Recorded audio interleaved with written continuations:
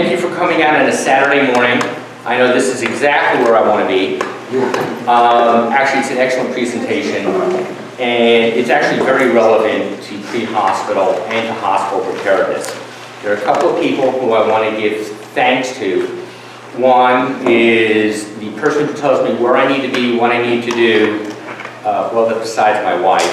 Patti Garrison was here for Patti. I'd be lost without Patti. And I made her nervous. She sent me a text.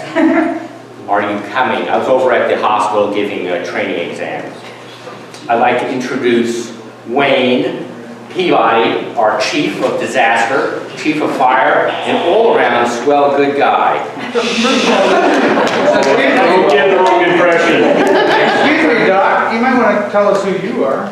Oh! Well, my name is Eric Rudnick. I am the EMS Medical Director for NorCal EMS, Sierra Emergency Medical Services Alliance, SEMSA, in Lassen, Merced counties. I also have their AIR program, EMS Commissioner, and... All-around good guy. Oh, thank you. That's a new title for me, and most people don't say that. I'd like to introduce Dave Lemay, who's here. Take a bow, Dave. I'm sitting. You're sitting, okay. And I want a big round of applause for Lou Lallo.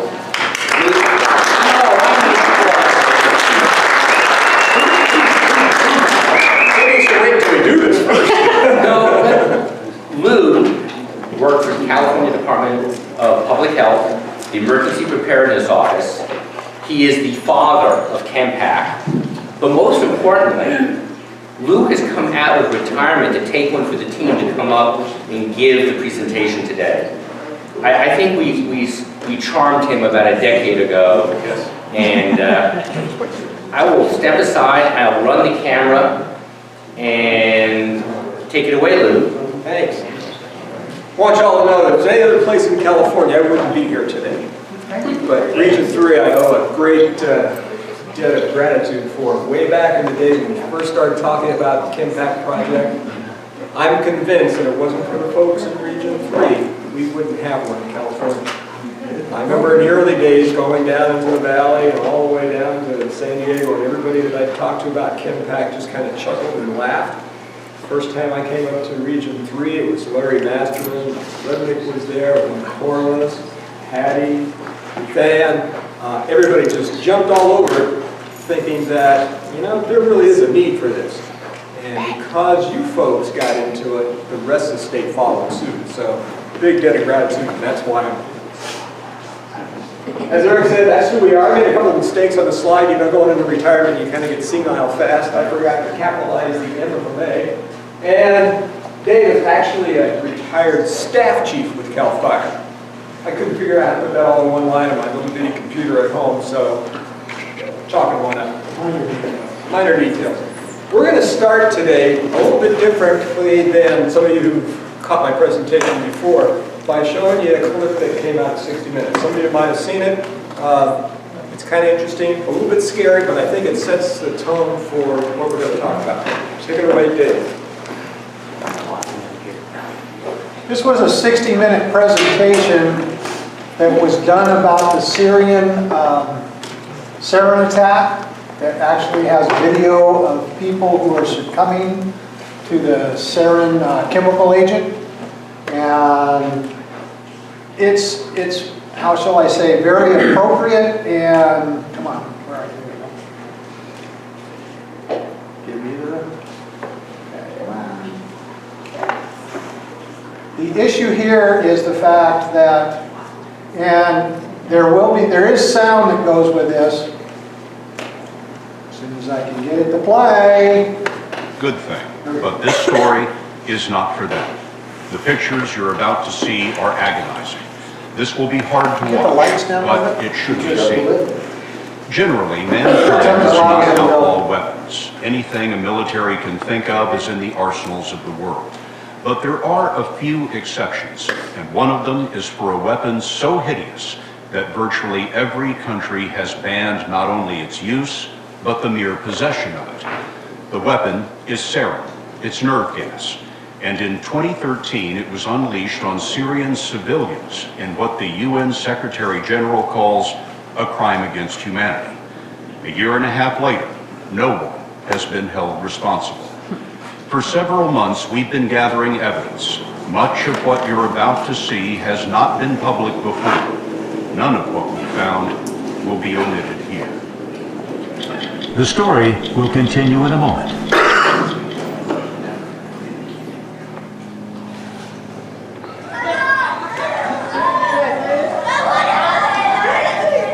About 2 in the morning, August 21st, 2013. Hundreds in the suburbs of Damascus were awakened by the panic of their last breath stuck in their throats. Neighbors carried neighbors to makeshift clinics.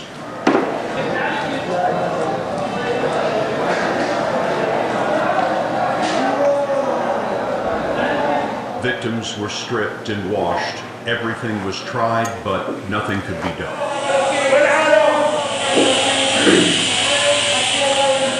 There was no forcing life into lungs that could not accept it. Their nerves, electrified by sarin, fired non-stop. Muscles seized until death released them. Nobody knew what was going on. People were just praying for God to have mercy on them. Sir, I've seen things you won't even dream about in your worst nightmares. On a tour inside the streets of Mu'tamiyah. Qasim Eid has recorded his nightmares in Mu'tamiyah. 4 years ago, the suburb rebelled against the dictatorship of Bashar al-Assad. Eid has shown the world the shelling and years of hunger imposed by an army blockade. That was a close one. He was there in August when strange rockets pummeled the night. When they crashed, they didn't make the same old-fashioned bombing sound, but it was, in a way, silent. The rockets hit the ground, but it didn't sound to you like they were exploding. Yes, didn't sound like it was that they were exploding. The closest rocket hit almost 100 meters away from the place that I was staying in. 300 feet or so. Yes, and within seconds, it just took seconds before I lost my ability to breathe. I felt like my chest was set on fire. My eyes were burning like hell. I wasn't able even to scream or to do anything, so I started to beat my chest really hard. Beat your chest? Yes, trying to take a breath, just to be able to take a single breath. It was so painful. It felt like somebody was tearing up my chest with a knife made of fire. Over the years, artillery had sheared the tops off the neighborhoods, so women and children slept in basements. Sarin is heavier than air. It slipped past doors and crept down stairwells. Death was arbitrary. It seemed that for every corpse there was a witness who just missed a lethal dose. A neighbor appeared at Qasim Eid's door. And she had two of her kids suffocating and vomiting this weird white stuff out of their mouths. She was begging us to help her, to get her children to the field hospital. This field hospital is just a basement in a building with almost zero medical equipment. It's not a real hospital. It's not a real hospital. It felt like Judgment Day for me. Sarin has no color, no odor. Often the dead drop, never knowing what happened. But their eyes are outwards. The seizures draw the pupils tight. And the world goes dark, which might be a blessing.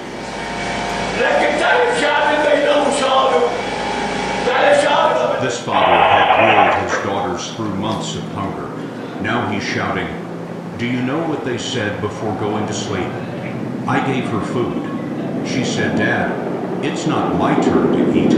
It's my sister's.'" He goes on, "What should we do for people? What are we to do? Look at that face. Look at that face." You were being exterminated. I don't know. cannot imagine how anybody can do this to people, to other people. Dying this way is one of the most ugliest ways of death people ever knew through history. The history of sarin begins in the 1930s. It was a Nazi weapons program. The name is an acronym of the scientists' last names. In 1997, sarin and other chemical weapons were outlawed, and the world set up the Organization for the Prohibition of Chemical Weapons. Scott Barnes is a chemist and lead inspector for that organization. A person who is exposed to sarin, what do they experience? Physical symptoms and some psychological effects. You get this overwhelming sense of doom and hopelessness and fear. And what causes death? Typically it's the paralysis of the respiratory system eventually. Your muscles don't work. You lose the oxygen to your brain. It just puts you into overload. It's a very horrible way to die. As fate would have it, Scott Barnes would see evidence of that for himself. He was in Damascus with a team the day of the assault. They'd arrived days before to investigate other alleged chemical attacks. I'd just gotten up, and what I thought I'd heard was another regular bombardment with conventional weapons to the east of Damascus. He had heard the rockets en route to the largest sarin massacre of civilians since Saddam Hussein in Iraq in 1988. Barnes demanded access. They raced in UN trucks, and the shooting started. What happened? The gunman was firing on the first two vehicles. So the vehicles were hit. Well, the vehicles were hit. The first vehicle was disabled. Did you find out who was shooting at you? No. Why do you think they were shooting at you? They were shooting at us just to tell us, send us a message. If they wanted to kill us, they would have killed us. At no point was there any interest in turning around and going back to the hotel. Finding and documenting the truth was worth risking your life for. Yes. Thank you for coming, okay? Thank you so much. How'd you go about your work? Very quickly. We didn't have a lot of time. We had places where we could set up our interview stations. We could take samples, biomedical samples from people, blood, urine, hair. They also collected cell phone videos and swabbed samples from mangled rockets. Days later, in a community called Samalka, they discovered the rockets were much larger and had delivered even more gas. Never before had investigators arrived at a chemical crime scene so soon. Well over 90% of the samples that we took tested positive for sarin. What witness sticks in your mind as the person you cannot forget? There are several. A child of 7 or 8 who lost most of his family. A woman of in her early 30s who lost her entire family, her husband and all her kids. A man, out of his 20 family members, he was the only one left alive. So interviewing these people was very difficult. Our work to find witnesses took us out into the desert. The refugees we found were on the run from the regime of Bashar al-Assad. Millions of Syrians have fled the country into desolate refugee camps like this one. And over a period of weeks, we have been able to find more survivors of the nerve gas attack. These people asked us not to show you their faces or tell you their names because they have family back in Syria and they are quite certain the dictatorship would hunt them down. Even at that, they told us some risks have to be taken to tell this story. This man told us Assad gassed people, he killed people, he's killing women. What he did could not be done by any other human being. He killed everything, even the trees. He and his son, who was a nurse, told us that they were among those who had given first aid. How many patients did you treat that day? كانت الناس رايحة جاي رايحة جاي سلاك إسعاف ما He told us people were being brought in on ambulances, motorcycles, pickup trucks, a tractor, and a semi. There were people rushing in with their kids, crying out, help him, he's about to die. I didn't have a chance to count. This woman was 3 months pregnant with her son when the gas entered her lungs. She came to in an aid station. Her brother was carried in next. He was calling my name before he died, she said.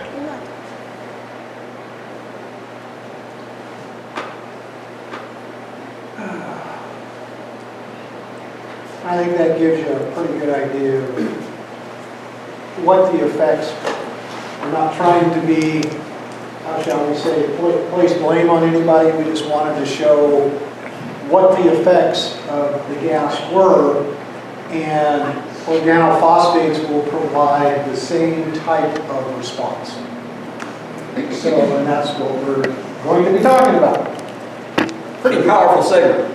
We've shown this several times in the past couple of years, and decided to put it up front this time just to get your attention. And it works. I know we have a lot of paramedics, EMTs in the audience, mostly. Right? This is going to be geared kind of towards the medical aspect of how do you treat organophosphate poisoning. Any of you have ever treated somebody with an acute organophosphate, like a pesticide poisoning? I'm going to call on you a little later to describe it. You know, as I've done these around the state, it's interesting to call upon people, and invariably they always say the same thing. It's always the same symptoms. So we're going to call them if you don't mind. Okay. With that, move along for the next hour and 40 minutes or so. We've got a lot to cover. Going to go at a pretty good clip. Don't really have time to take a break, but if you need the restroom, feel free to leave. I won't take it personally if you get up and leave, but we're going to move right along. The other rule I have is if you have a question or comment, just stop me wherever you're at. If you wait until the end, you're liable to forget it. And what I found, and I'll do these a lot, is I always kind of learn stuff from you people. So if you have something, just stop me. And that, there is a confidentiality thing that I put on all my talks. The CHEMPACK Project is something that we like to keep under the radar for obvious reasons. It's not something we like bad guys to know about. We wouldn't like hospitals inundated with a lot of people like happened in Tokyo during the subway attacks. So as we get going, we're going to tell you, basically what the CHEMPACKs are in Region 3, what some of the capabilities are. We just ask that you don't share it with anybody. Right? We understand it's not as confidential now as it was 10 years ago, but just ask you to do your best. It's also doesn't come under the Freedom of Information Act, so if somebody calls, like a hospital, and wants to know, about CHEMPACK Project, don't tell them anything, refer them to Dave. Okay, that's what a CHEMPACK looks like. Actually, that's 2 CHEMPACKs, and we brought one here today to show it to you. One of the things we've learned from doing this a lot is that people can see something that we're talking about, kind of makes it a little bit more relevant. Otherwise, you think a CHEMPACK's like this, but drum roll, there's a CHEMPACK.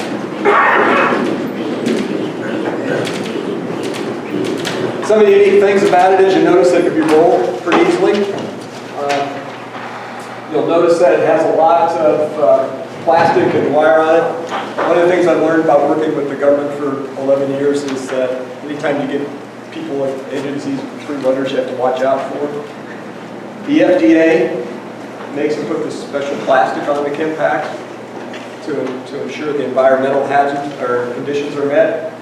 You have the DEA gets involved because there's a lot of Valium in there, azepam. So that special mesh you see in there is to keep out people who want to steal it.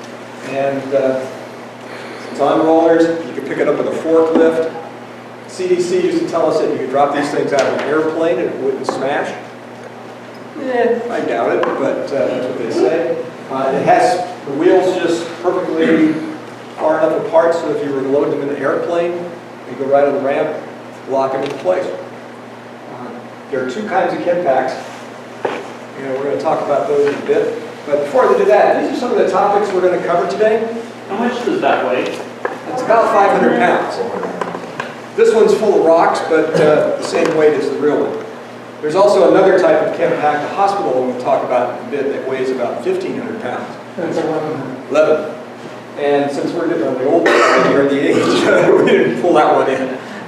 It's on the truck. But it's on the truck. We really want to see it. It has more boxes in it, and we'll talk about that in a bit. But basically, we want to go over an overview of the CHEMPACK project, a little bit of incident response.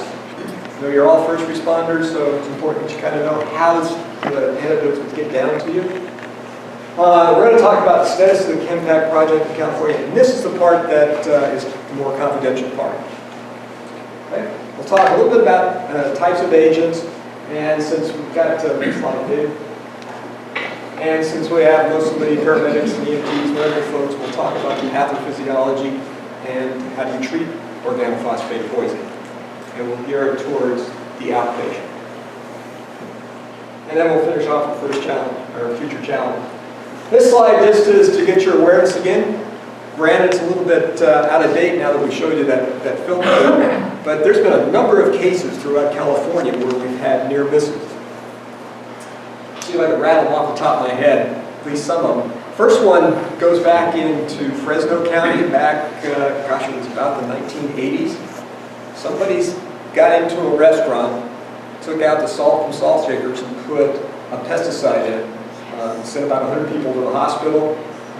They never did catch the culprits who did it, and technically it's classified as a terrorist attack.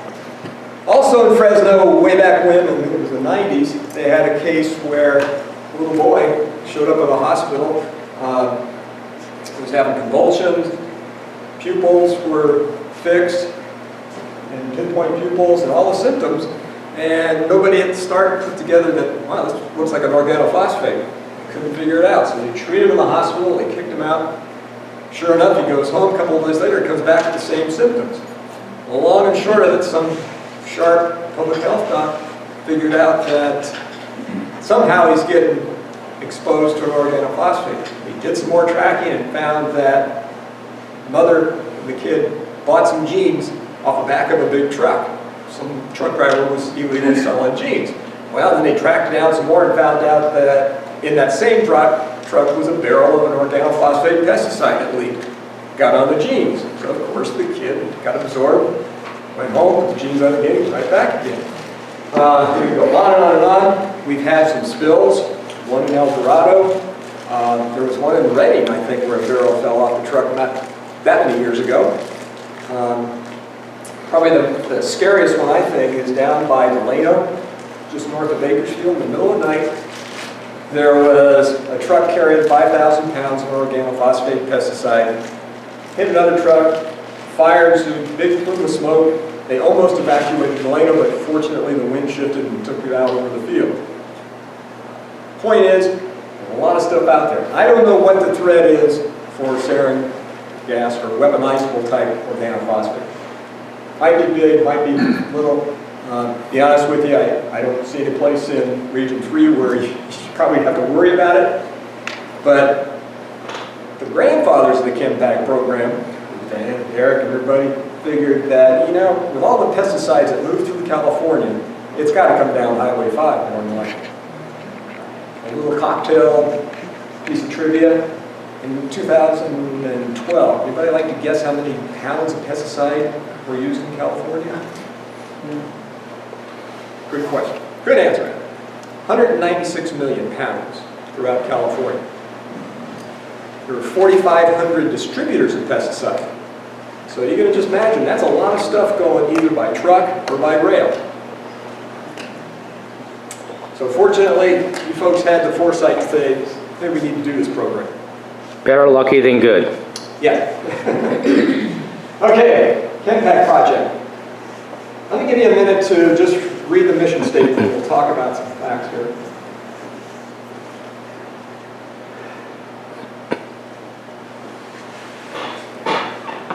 The two key words, sustainable and quickly. But first we need to do a little background. Everybody heard of the Strategic National Stockpile Program? Right, by now, if you're a first responder, you've probably heard of it because we've been preaching it for 11 years or so. Actually, the CHEMPACK is part of that strategic planning stockpile. Problem is, for the stockpile to get to us and then get back down to you counties and the site, it take about 12 hours. That's about 10 hours too long. So we had to forward place CHEMPACK antidotes. Most state and local governments don't carry enough of the antidote to really take care of people. There's 3 drugs in there that we'll talk about. You'll see that one of them, I doubt that anybody has any except hospitals sometimes carry it. And then finally, the nerve agents, the antidotes in here, are mostly all injectables, which means they have a short shelf life and they're really expensive.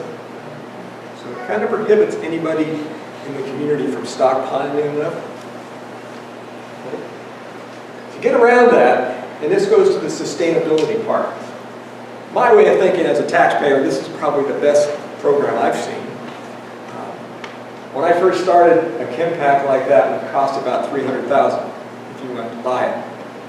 We've seen such an increase in prices in drugs that I bet something like that now would cost at least $1 million. And you look at stuff like that, it has a 2-year shelf life. Well, we couldn't sustain this program if every 2 years you had to shell out $1 million per CHEMPACK. There's 5,500 of those around the country, so you can see it can be pretty expensive. The FDA, along with the Department of Defense, has come up with a way so that we can extend the shelf life of this drug. It's called the Shelf Life Extension Program, DOSLEP. Basically what this says is that if we can guarantee to the FDA that we've maintained the drugs from the time they've been manufactured through the shipment to CDC, from CDC out to our sites, and then while they're at our sites, if we can guarantee they've been between a certain temperature range, then CDC, along with the FDA, can extend the shelf life. So right now, we're at some of our CHEMPACKs that reach that 10-year life cycle and start to replace small. To me, that's a pretty good cost savings, and it's a pretty good government program. You don't see too many government programs, at least I haven't, where they can save that much money. Again, this is a CHEMPACK, and Dave, you want to, well, we did that basically. When we get out of here at the end, if you want to take a look at it, we'll open it up and you can see what the boxes are. That's your basic CHEMPACK. What makes that shelf life extension program work is that with inside the CHEMPACK, it's not in this one, but in our other ones, there's this computer-on device that hooks up directly to a direct phone line that goes to CDC. CDC several times a day will pull the temperature information from that machine. So they have a continuous record of the storage conditions that the CHEMPACK's been stored in. In addition, that sensor phone will notify CDC as soon as somebody opens that door. And technically, if we were to open the door of a regular CHEMPACK, that wipes out completely for everything in that CHEMPACK the shelf life extension program, because then they can't prove that we've met those environmental conditions.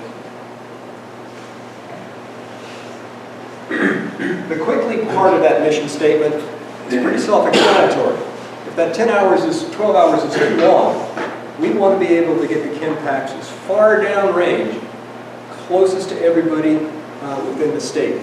So that way you can get them within 2 hours. Our goal when we first set this up was to have 100% of the population have access to our antidotes within 2 hours. We're going to talk some more about that when we talk about where they are in California. And you can tell me whether we met the goal or not. There are 2 types of CHEMPACKs. This one here is an emergency medical services one. By the way, Region 3 opted only to have emergency medical service containers. Good move. Excellent move. When you look at the geography and how people are dispersed, this was a good move. Some key points about the hospital or the emergency medical services one, it's mostly auto injectors. Every CHEMPACK is going to have auto injectors and then just multiple dose vials of the antidotes. Hospital, or the emergency one, the EMS one, has 80% auto injectors, 20% multiple dose vials. Whereas the hospital is just the opposite, which makes sense. If you're in the hospital where you can more finely attune the dosage of drugs based on kidney function, liver function, age, then you want multiple doses. You also have time to set up IVs. It's pretty tough if you were in an environment where it's all contaminated and you're trying to set up a lot of IVs. So again, use Region 3 in the EMS one. This is what's in them. A little hard to see. The Mark 1s, we're going to talk about that, are now being replaced with duo goats as we speak. EMS one has like 1,200 Mark 1 auto injectors. We've got diazepam, pralidoxine, which is 2-PAM. That's the really expensive one. There's one in there, but I think it's blue label. You get a box like that, it's about 25 grand now. Pretty expensive. There's also some sterile water. When you look at a hospital container, you can see, rather than 1,200 Mark 1, it's got 480. But when you look at how many multiple dose ones, a whole lot more. Both of them also have some plain atropine, and they have a pediatric dosage form, either 1 milligram or 0.5 milligrams per ml. One of the drawbacks, and something I've complained about to CDC forever when I worked for the state, that they didn't plan on were the ancillary supplies. This is a big problem. By going around the state, talking to RNs and people who work in emergency rooms, kind of come up with what I think would be needed. Not necessarily the quantities, but it poses a problem for emergency planners. If you had an incident and you had 50 patients, for instance, you're going to need a lot of IV bag, you're going to need a lot of tubing, a lot of needles. Where's it all come from? That's where the health planners have to plan. How do you get it from other hospitals? Where's it come in from? Interesting story, years ago we had an exercise in Sacramento. The scenario was that somebody dropped sarin in the Argo Arena, what used to be called the Argo Arena. Sleep train. And it had like 50 patients. In the participants was the chief pharmacist and buyer for UC Davis Hospital. Said, would you have enough emergency supplies to cover those 50? He said, no, we might be able to cover about 30. So mutual aid is going to come in on this. Why CDC didn't be more specific of what's needed and why they didn't stockpile it, can't give you an answer. Okay. These are the antidotes that are in the CHEMPACK. The Mark 1 is, like I said, being replaced by something called the duodope. The Mark 1 actually has 2 chemicals. The first one is atropine, 2 milligrams. And then the second one is the pralidoxine, or 2-PAM, which is 600 milligrams.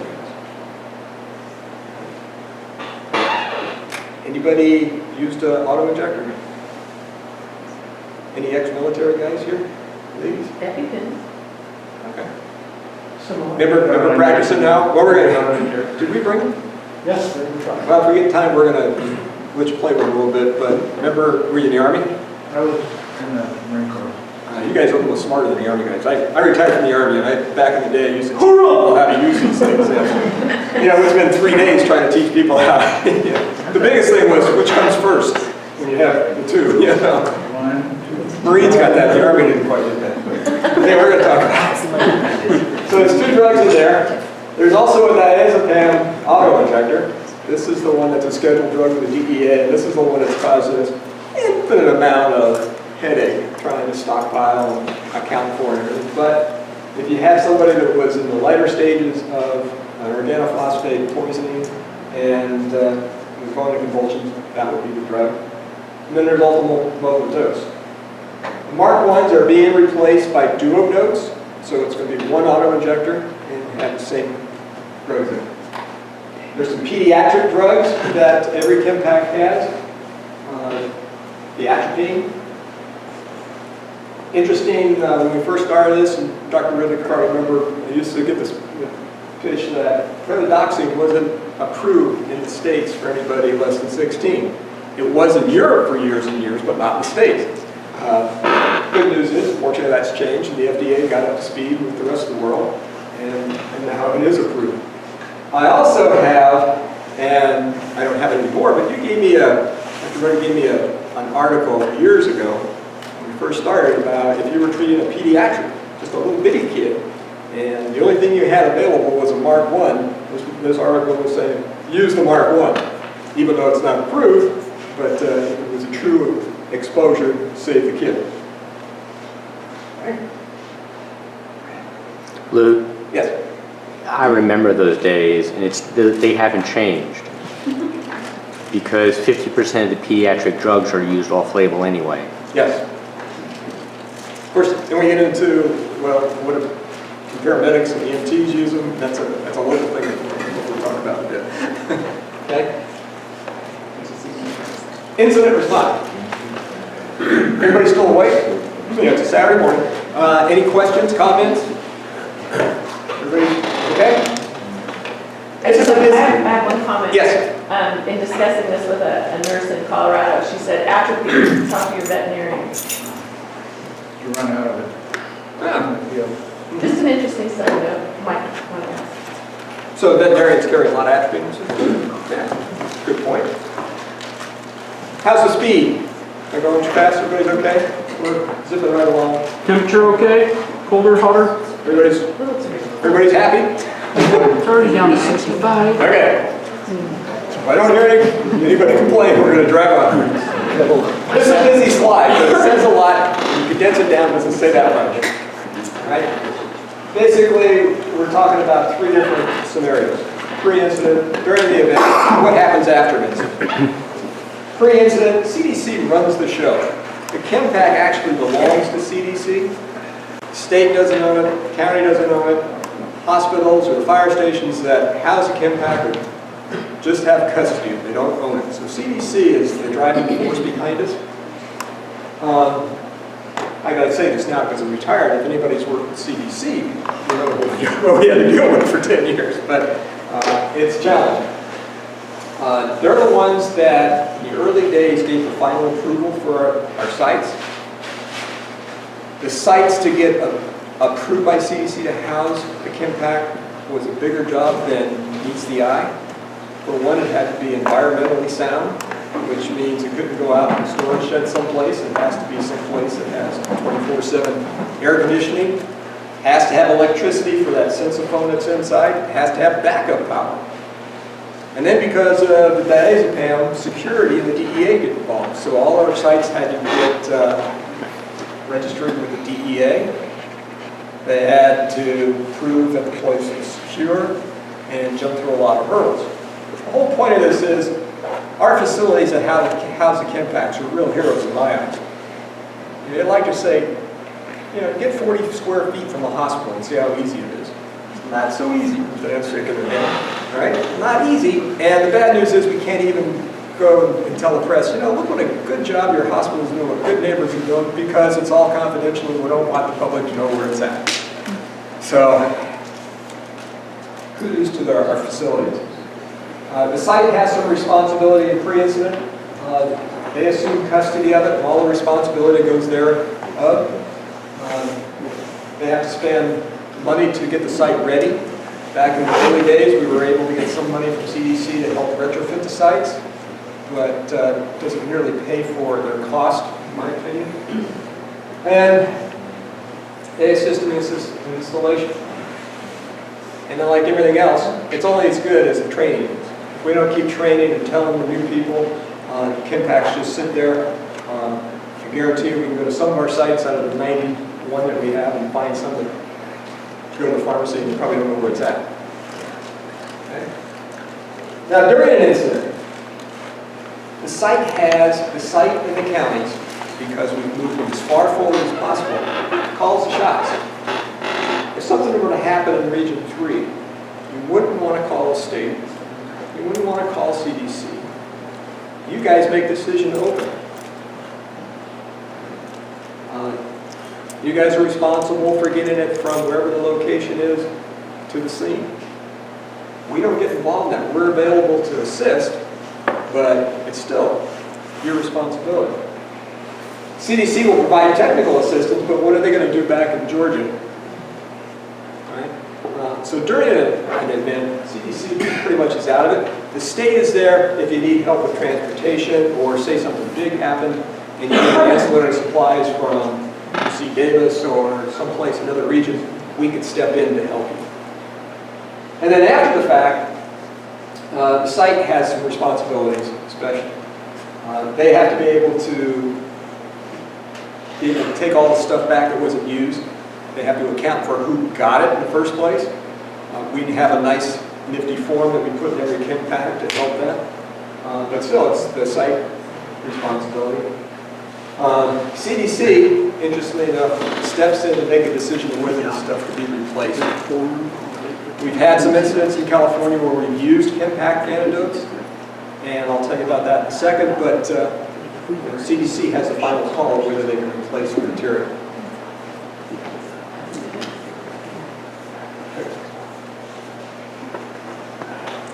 Some more of the site responsibility. DEA needs to let the state know who has the authorization to open it.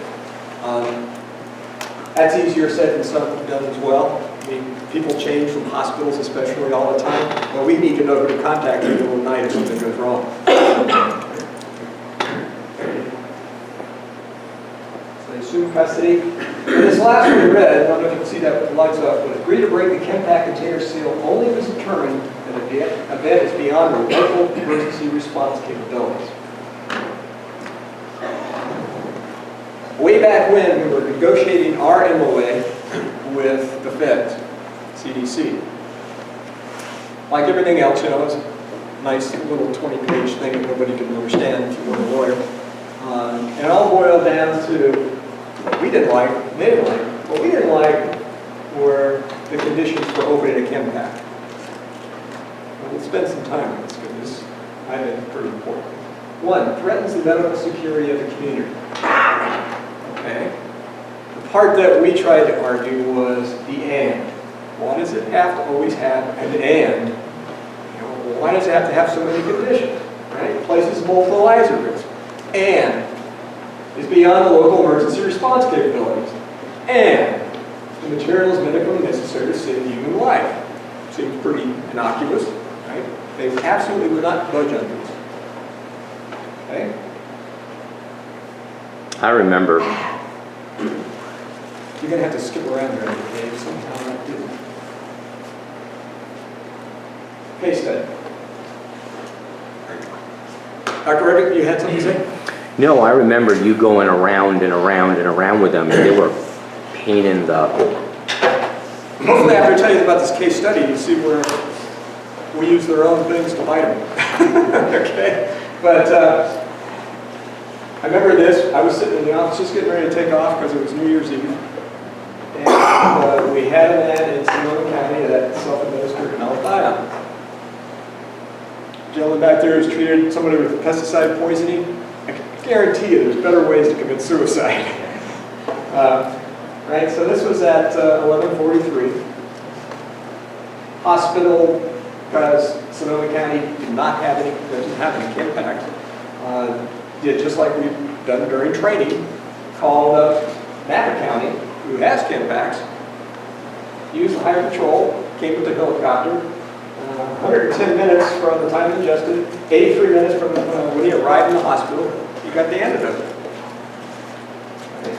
Patient survived and was discharged. Probably not happy with us for saving his life, but we did. Now, based on those 4 criteria, go back, Dave. I'm working. I kind of screwed up there. Oh, I fixed it this morning. Now, based on these 4 criteria, was that a justifiable opening of the CHEMPACKs? Take them one by one. Threatens the medical security of the community. How many say yes? How many say no? Say what the guy does. Great question. We argued the CDC saying because they didn't define community. Correct. Guys in the emergency room, sometimes they off gas, right? These monitors, clothes are contaminated, right? We argued that, hey, that emergency department is a community because they didn't define community. Did it with their own game. Places multiple rise at risk. Same thing, right? You have more than one person in the emergency department, well, that's multiple in my book. Belonging to local emergency response capabilities, yeah, because they didn't have tube panel. Hospitals just, if they carry it, they'll carry 1 mile of it because it's so darn expensive and doesn't last very long, right? And then finally, yes, it was necessary to save a human life. Was there a big issue opening the CHEMPACK? Is it now obsolete and has to be totally revamped? And that's what the big argument was about. Technically, if you open the CHEMPACK, everything comes out of the shelf life extension program. Everything that's in it's still good, but when it reaches its expiration date, it reaches its expiration date. We argued that, and the other side of the story is that when they opened the CHEMPACK, they did it correctly. The pharmacist went down to the chief nurse from the emergency department. They documented opening, they took out just what they needed, closed it back up, they had temperature records of the hospital, and we were able to prove to CDC that yes, one, it was a legitimate reason to open the CHEMPACK, and two, should still stay within the shelf life extension program, and it did. So we scored one there. There was also a case in a few years earlier up in San Rafael where somebody did the same thing, tried to commit suicide drinking malathion. He didn't make it. But again, I'd like to think it's because all the training was done. They did it the correct way. When they took the stuff out, they only took what they needed, they had it all documented, locked it back up, and everything was good. The other good thing to say about that is, if you use it, right, even if the patient dies or doesn't die, CDC is not going to come back and bill somebody for it. Conversely, a hospital can't go charge for what they used. Right? You can charge administration fee, but you can't charge for the drug. Okay.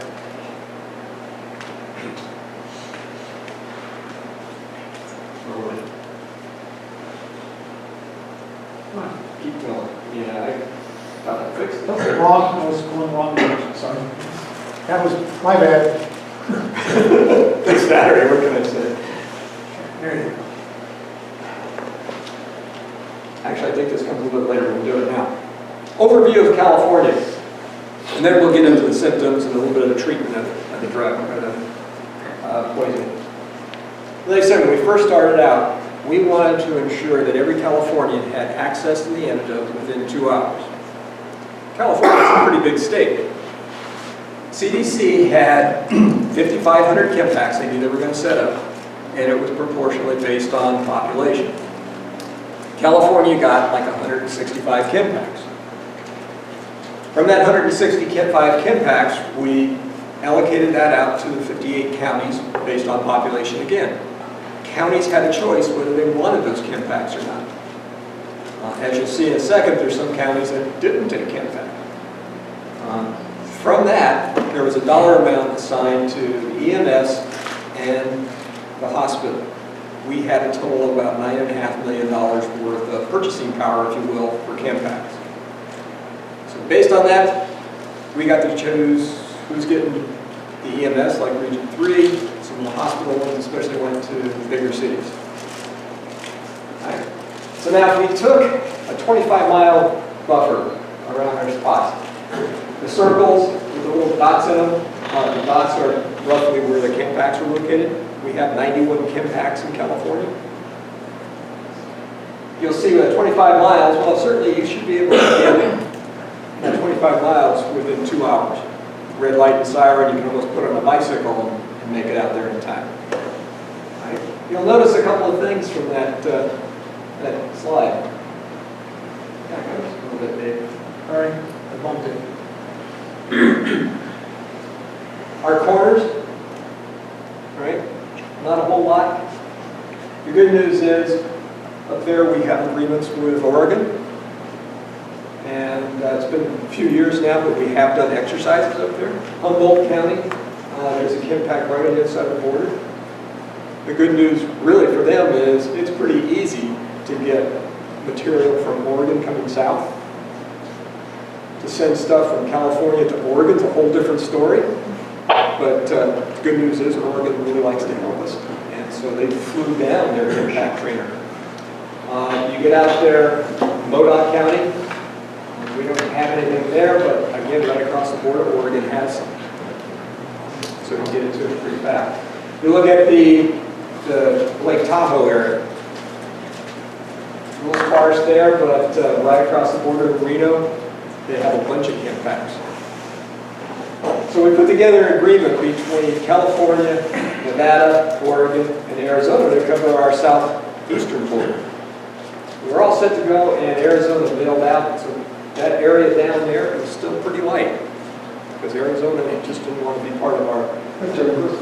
Yeah. You also look at that, well, we're really in good shape in the Bay Area. When that slide's a little bit hard to see on. San Francisco has a busy day of like 1.5 million people. And that's CHEMPACKs. Couldn't get them to take more. You go to East Bay, you go to South Bay, they've got CHEMPACKs all over the place. But San Francisco proper, they didn't want them. You look at the other unique thing is down there, everybody know what county would be right there? This is going. Dave's looking at me like, boy, it's a good thing you're retired. That's Fresno County. Remember I said there was 196 million pounds? Guess which county used the most? Fresno County, the pesticides. Couldn't sell them on the idea of a CHEMPACK to save my life. I can say now, they do have CHEMPACKs in Fresno. So we saw the light. Actually, it's more like one guy left and then the great lady. But important areas. Always have. You look back at, you go, you can Google the amount of incidents, and they seem like Fresno has more than anybody else. It was also a little bit sparse down there by Bakersfield. Bakersfield, probably the #2 county. It's a Kern County, right? Kern County is probably the #2 area where CHEMPACKs could be used. Okay? You look at our eastern border, a lot of desert. Not a lot of people. However, like I said, we have the agreements to go all directions. Now what if we extend this out to 50 miles? I'll get there. There you go. So when you extend this out to 50 miles, you'll see that we've got the majority of the population covered. And along the eastern borders, there's a lot of prairie dogs and stuff. We also have spots that have helicopters. Here in Region 3 in Marysville, our CHEMPACK is maybe 50 yards away from the helicopter. Up there in Humboldt, there's a Naval Coast Guard station. They've got 6 CHEMPACKs, probably 100 yards away from the helicopter. And this is all part of the confidential part. We did that purposely, and when you go down south, we have the same setup, so that if we had to draw in CHEMPACKs as a backup, we could do it pretty rapidly. We also have sites that have a few extra CHEMPACKs that we really need, so that way if something happened and we thought, well, maybe this is an attack and there's going to be multiple spots, we can come in and bring in extras. Sorry, you had a question? Yeah, you brought up the helicopter issue. Do you just take out the boxes that you need and put them in the helicopter, or does the whole crate have to? Good question. Everything in that container will fit in the back of a highway patrol cruiser. And we recommend that if you had to send stuff by helicopter, you take it out of there. Yeah. It's a lot quicker and it's a lot easier. Sir? How long can it be out of the environmental temperature? Because if they stuff it in their trunk, is that going to good cause question. problem? If it was even the dead of summer and you put it in the back of a highway patrol cruiser, one, it's going to be air conditioned and it's not going to lose its potency right away. But I mean, an hour in a hot trunk is not going to... Probably not. Not the trunk. Not the trunk, but you'd want to put it in the back of the back seat. Okay. You know, we're thinking about loading that up in the back of a truck or something and taking it. Yeah. If that was the other thing you had available, that's what you have to go with. You go with what you got. You know, if it loses some of its potency, it's better than nothing. It's not gonna lose it that quick. And number 2, you only take what you need. If you got 50 patients, you don't take everything in the CHEMPACK. You basically take what you need to treat 50 patients. And there are algorithms that says you take two of this box, 1 of this box, and 1 of this box. And furthermore, working in a pharmacy, I can tell you that most of the drugs you get in, like probably all these drugs, wouldn't be shipped to you under refrigerated conditions anyway. So, one of these packs can treat how many people? I forgot that, good point, thanks. The EMS one is designed for 454 people. The hospital one's designed for 1,000. Now there's a caveat on that. Not all pesticide and organophosphates are equal. The military came up with this 454 by using their nice computer model. It's based on sarin gas. If sarin gas were to go off right here, it would be rings. They figured that if you're standing this close to it, you're probably not going to use much in the way of drugs. Obviously, you're not going to last long. Right? A little bit further away, you're going to use a few more drugs. And then you get to that outer ring of people, you're probably not going to use all that many drugs.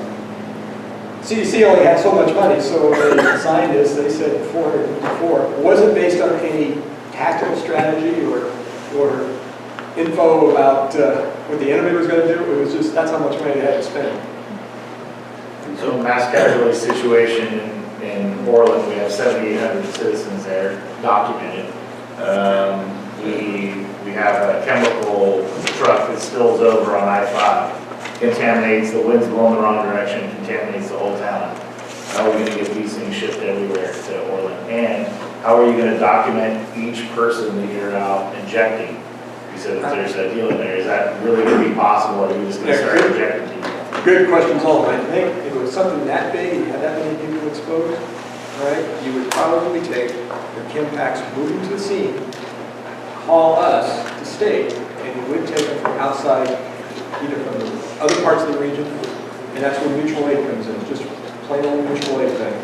Moving it, we have 2 CHEMPACKs at our facility in West Sacramento.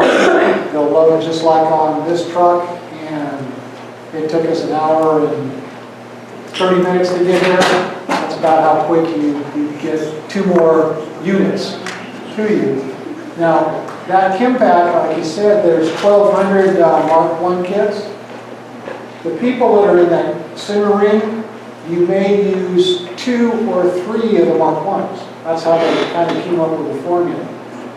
So if you had something right there on I-5 in Orland, maybe the residents on both sides might need 3. A half a mile in, they only might need 2, and a mile in, mile out, you might only need 1 of the Mark 1s and some of the vials. So that's how they came up with the 454, saying so much percentage will need 3, so much percentage will need 2, the next percentage would need 1. And like you said, stick it on the helicopter and you could have a whole other CHEMPACK to you within 30 to 45 minutes. Dr. Rednick had something to say, and I think he's going to say what I think he's going to say. Well, there's a couple of things. First, you all need to be familiar with the Region 3. Thanks, Wayne. The Region 3 MCI plan, which has just been revised and is continuing to be revised because it follows an ICS structure, and you go to your IC and say, we need more drug. There are caches in Reading, and there are other caches in other places. So there are 2 helicopters in Reading, REACH and PHI, and there are helicopters in other places. So with a huge exposure, what you're talking about is you would draw in a lot more resources. You know, I don't think you would depend upon the resources coming from SAC. Reading's closer, and we have a pretty good plan in place for the MCI plan, and our CHEMPACK distribution plan is reasonably good too. And what Dave was saying is the patients closest to the exposure, they're expecting care. It's terrible, but you really want to worry about the people farther out who have, quote, moderate symptoms, who you're going to do the most good for. It's a really good point you brought up, and it just follows mutual aid. Region 3 has been very successful in some big exercises. Last one was up by, Reading. It was at the, a couple years ago. Where you had the truck turn over in Highway 5? Yeah. You brought stuff, antidotes from Chico? Thank you. Ruth Ann just reminded me, there's antidote in Chico, and that's real fast. And so it's just mutual aid. You need more at the scene, you don't have it, you go to the region can't get it, they come to us, and then we start pulling, I pull from Humboldt, where we have multiple containers, or we come from Sacramento, but we get the stuff to Marysville. Let me see if I can remember the places that are in Region 5 here. Marysville, Susanville, Siskiyou County, Redding, and Chico. And there are 2 airships now in Susanville, PHI and SEMSA, and within a month or 2 there will be a 3rd going into Beckworth. So there's lots of resources. And let me give another plug in Region 3. Back in the day, y'all developed, with Bob Kitu at Chico Hospital, developed an algorithm. And CDC came out and showed the algorithm, and now just about every county in the state uses some form of that algorithm, plus it's national. So some form, shape, or another is used pretty much all over now, where if this happens, this is who you call, this is who you call, this is how you get it. He started off as a Willows boy. I'm sorry? I said Bob Q2 started off as a Willows boy. Oh. Plus, we also have an agreement with CHP on a statewide basis, that all you need to do is contact CHP and they will actually provide their helicopter, their aircraft, or any other vehicle to help. And we know that works because it did it to that. Signs and symbols. Signs and symbols. One of my favorite signs, or slides. I don't know if you can see the real pinpoint pupils here. I don't know how they did that, but that is pretty cool. Probably I can move you. That, in a nutshell, is the hallmark symptom of organophosphate poison. If you remember nothing else from today, remember pinpoint pupils. You saw that one picture of the victim in Syria. The pupils were just way down. These nerve agents, everybody remember the the autonomic nervous system? Oh yeah. That scares me when everybody says, oh yeah. It's been a while for me, but no questions from you.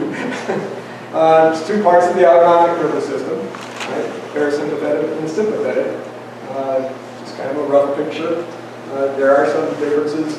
You look at the sympathetic, everything comes off, but here the nerve fibers, they form another ganglion, and then they go down here. That's important because there's another neurotransmitter that comes into play versus, Dave. Next. Good. Oh, parasympathetic. You see that not everything comes off the ganglion. There's a few more effects, mostly the parasympathetic symptom has in the CNS. Basically, parasympathetic system are things you can't control. You might be able to slow down your heart rate. Try slowing down your GI motility. Right? This is a pretty good summary of sympathetic and parasympathetic. I remember in pharmacy school, this used to drive me nuts. Don't know exactly why I didn't have this slide when I was looking at Goodwin and Gilman back in those days. But basically, the parasympathetic, I look at it as after you have a big dinner, you're kicking back and you're relaxing, versus you're all fired up and you get ready for a fight. The sympathetic. Well, if you're kicking back after dinner, you don't have to see a lot, so your pupils get really small, constriction, you're kind of sleepy. Whereas if you get ready to fight, you want to be able to see a little bit wider area. If you get ready to fight or run or something, you don't want a lot of saliva produced. So your sympathetic stimulation causes less production of mucus. Whereas parasympathetic, now you're kicking back, you're trying to digest your food. Sorry. So you have more saliva. All the way down to your stomach. Your heart's going to not beat as fast because you're not all fired up, you're not trying to run away. Your stomach, more gastric juices, you're trying to digest that food. Also, if you're trying to run away, you want your bladder to work a little bit, right? So you have a little bit more bladder constriction, same thing with your bowels. But if you're kicking back after dinner, it's just the opposite. I think it's a pretty easy way to remember which is which. Now, the drugs that we talk about,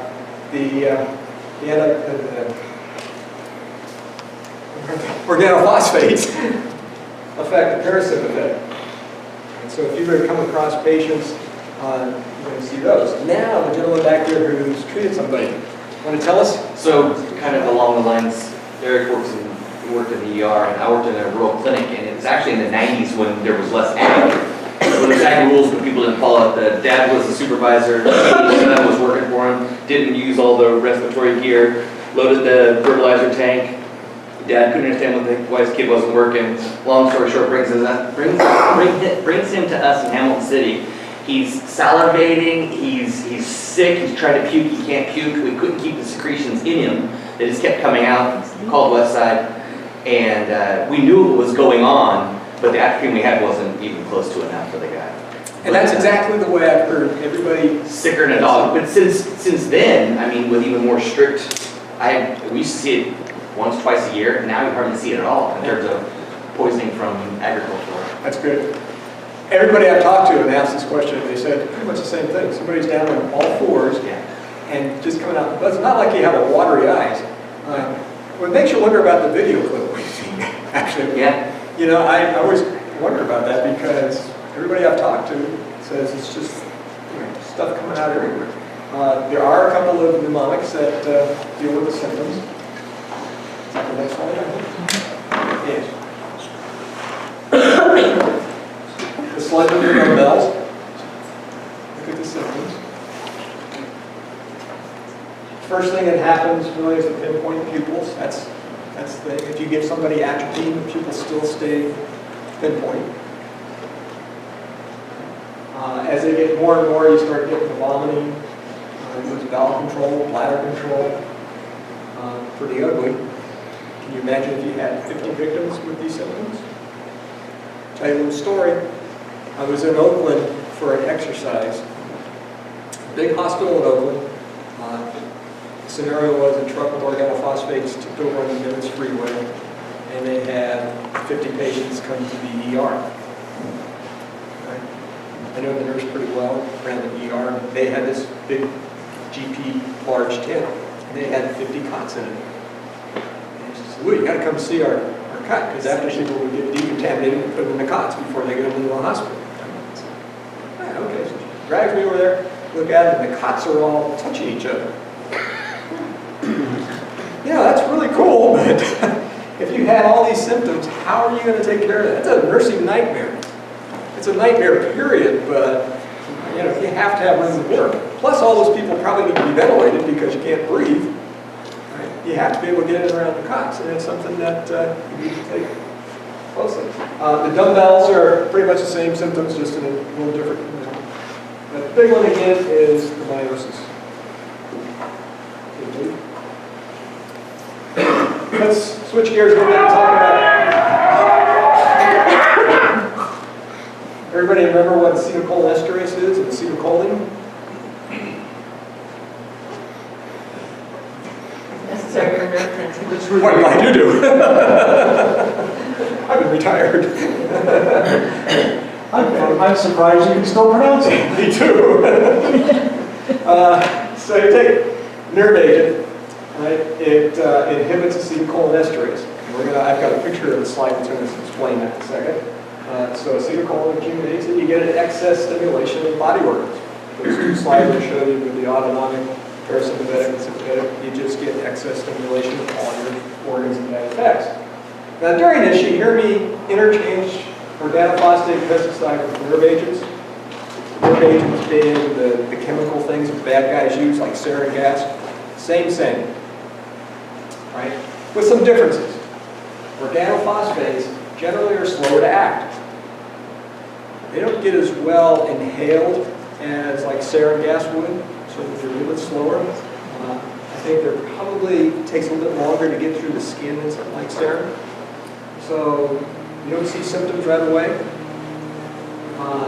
Bad news is it lasts a lot longer. Good news is the less severe. If you get sarin gas and you get exposed to it, you're probably going to die, or wish you died. Pesticides, a fair amount of people live through a pesticide exposure. The bad news is the organophosphate pesticides use a lot more, lots more of the drug, up to about 20 times what I've seen in the literature. So, if you use atropine, you can go through a lot of atropine, a couple hundred milligrams of atropine real fast. Yes? Two things, Lou, going on what you're saying, is the way I remembered organophosphate is they're wet. Wet, yes. You get wetness from everywhere with teeny little pupils. And the way I remembered it, granted I'm kind of a simple-minded guy, the atropine just dries them up. Correct. Good point. Thank you. But you keep pushing the atropine. And we'll talk a little bit about dosages, but basically you push the atropine until it dries up. But you can use a lot. And that's important from a public health standpoint, because if you have a number of victims, chances are your hospital is not going to be able to handle. So mutual aid's going to come into effect either through CHEMPACKs or through other hospitals in the regions. You can burn through a lot of atropine. Okay? The carbamates are something, you can find those in most hospitals, except for the 7, that's an insecticide, but you can find that.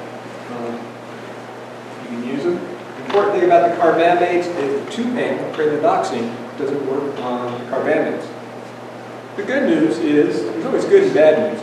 The good news is that carbamates are pretty much self-limiting, and if the patient doesn't die and you give supportive care, they'll live through the overdose. Organophosphate pesticides, like I mentioned, they're all over the place. 2012, 196 million pounds in California. That is scary. That's a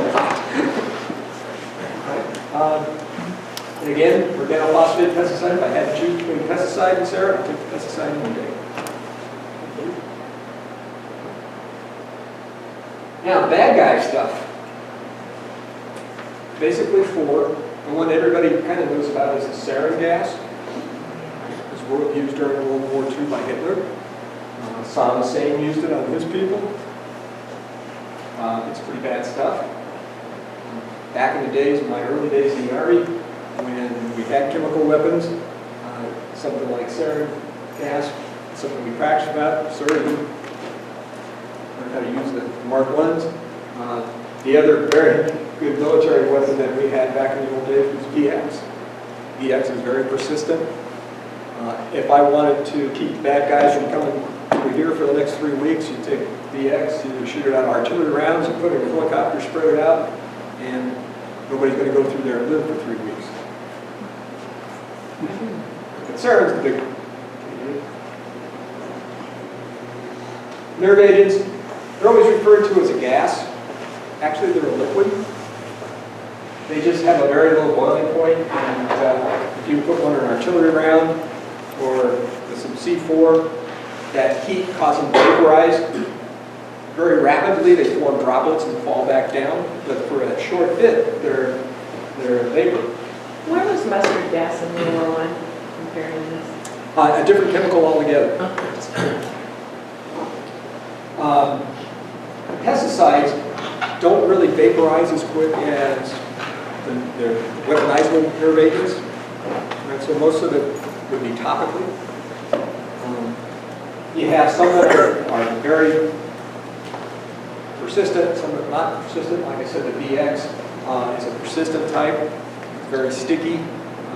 Military usage are great because it can restrict any movement. The non-persistent one, the sarin, is pretty easily made, I guess. And they were just lucky we haven't had a case in the United States. Is that why they were flushing with water? Is that why they were flushing with water in the video? Yeah. And I've got a slide to talk about that in a minute. All of the nerve agents will penetrate skin, eyes, lungs. Turnouts. Back in the day when we first started, I'd always jump on the first responders and say, you gotta do the first thing you have to do is protect yourself, because your turnout suits or your scrubs in the ED are not Superman's cape, and these things will go right through them. Not so much with the pesticides, but with these type, boy, it's like just nothing. So you have to be really careful. If you get a whole lot of the drug, on the drug, the agent, lose consciousness, or go into seizures, and ultimately die. For your first responders, don't need a clinical laboratory test to make the diagnosis. Right? If you come across a scene, first of all, if it's a truck overturned and you know they had pesticides, it's a pretty good bet that it's pesticides, but you go by the eyes. Once the patient gets to the hospital, they can do a laboratory test to measure the acetylcholinesterase, and I'm not quite sure every hospital could do that and how important it is. It's usually mostly to monitor the therapy, but first responders, you don't need to worry about that. And for all you fire guys, when you pull up and you see the CHP officer on all fours, you know to back off. He's a regular Clouseau, isn't he? Well, unfortunately, it's true. Yeah. I made a speech many times about first responders. Bless your hearts. You go in there, you want to save lives, but I think now everybody's more attuned to it than it was when we first started talking about this stuff. You stand back and wait and see what's going to happen. For the Tokyo railway incidents, they had more victims from first responders than they had from people in the subway. So certainly have to be careful. All the nerve agents are clear, colorless liquids. You can't smell them. I heard that sarin, I think, smells like almonds, and I always wondered how somebody figured that out. They must have given them a notepad and a pencil and sent them in and write real fast, because he won't be coming out to tell us. They're tasteless, odorless.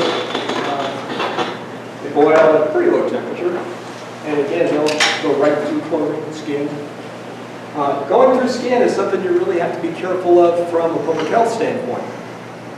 You could have 100 people come through the emergency department, not show any signs or symptoms, and you send them home 18 hours later after this stuff has gotten through the skin into the central or the circulatory system. Wham! Now you've got a whole bunch of patients. So from a public health standpoint, you have to have some kind of communication out there to tell the public what to look for. This is an interesting chart. I'll test it a little bit. Anybody know what LCT50 is?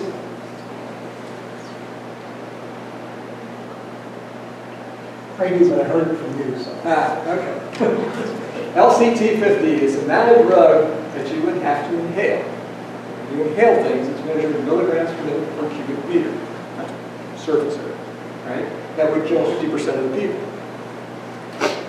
The LD50 is how much you would have to have topically to kill 50% of the population in dosing.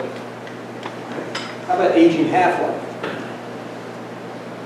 Too bad we don't have any pharmacists. I always like to catch pharmacists on this one because, pharmacy, we talk about half-life. Well, you get a drug, how long does it last in the body, how long does the signs and symptoms go? So how long does the bad guy have it? You throw all that out, and that's where I always catch pharmacists in this trick question, because half-life in this case means how long the organophosphate binds to the acetylcholinesterase, and I'll show you a picture of this. After that amount of time, the antidote won't work. You can't remove it, right? So when you look at the 4 types here, all right, sarin takes 100 milligrams per minute per cubic meter. You look at the VX, 10. So obviously VX is going to be a lot stronger than sarin. Right? You look at the amount that it would take to go through your skin to kill 50% of the population. Sarin, 1,700 milligrams.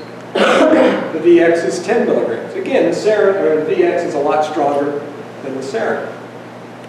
If you had to make a choice of which one to be exposed to, which one would you take? Dr. Redden? Actually, I wouldn't do sarin, I would do soman.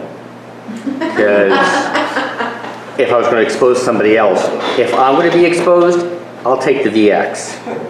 Good call. Right? Well, first of all, if it was soman, our CHEMPACKs aren't going to do a thing. There's no way we can get our CHEMPACKs to you in 40 seconds to 10 minutes. Unless you just happen to be parked right by the CHEMPACK. And then hopefully have time in the consciousness to open it up. So we take sarin off. Our big argument down in Fresno back in the day was, well, we can't get the drugs to the patient to begin with, so what's the point of going through this whole drill? unfortunately at the time, I hadn't seen the slide, I couldn't argue the fact that, well, with sarin gas, you have 5.2 to 12 hours before the chemical agent is non-reversible. Certainly, within that time, everybody in California can get antidote. Now, BX, on the other hand, you have 50 to 60 hours. So if it doesn't kill you right away, right, we can get the drug to you, you have a lot more time. So yeah, I guess I'd pray that I get exposed to BX, but not a lot, just a little bit. And we're going to change that statement in just a second to the next slide. But the logistics of delivering the antidote to that many people is a nightmare in itself. Yes. Did everybody hear the question? When you think of, if you have 150 people even, to get the antidote on site and even trying to deliver it to 150 people on their hands and knees and having the people to just deliver it. And you're let alone absolutely get it to the site. You're absolutely right. It's a nightmare. Remember the model? You know, not everybody's going to be right next to it, and you kind of go out in rings. True. You know, So that gives some you of the more time. people, you're right, are going to be toast, for lack of a better term. And you're going to use the diazepam to stop the convulsions. And personally, I'd be using the diazepam myself because it'd be such a Dante's hell here. So you're right. You know, And my other comment is, so not everybody's supposed to know about this, and we have this handful of people here, so how are we all going to know to go to X site to try to help get that into the 150? The logistics of this is interesting for the secrecy that's involved. Yes. Wow. It's not as secret as it You have used my to be. sympathies. It's not as secret as it used to be, and I can tell you that when you look at California, and I venture to say the whole country, plans that work, you're very lucky here in Region 3. You've gotten the plan, first to write the plan in California, you've exercised it several times. What's really neat is, you probably saw the first exercise was up in Haven County, right? Mm-hmm. Yeah. And observed that and learned a couple of things. Namely, you know, you have the patients all here at the scene. Well, what they do, they got the antidote from the hospital in Reading. Put it in the back of a cruiser. All of it. All of them. Right? Well, where were the patients? Going back to Reading, right?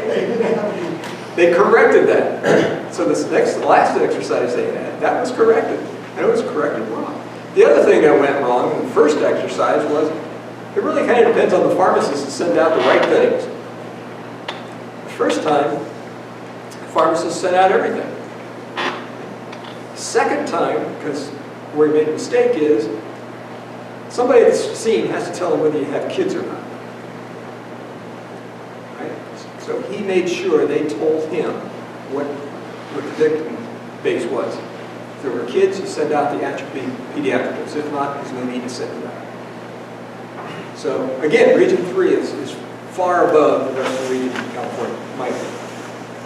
And during those exercises, when they did the start and everything said go and started going through the process, there was only like about a 20-minute delay from the time that they said, okay, this is what we've got, and it went through the system and hit the hospital, and the CHP showed up, little, you know, basically set up.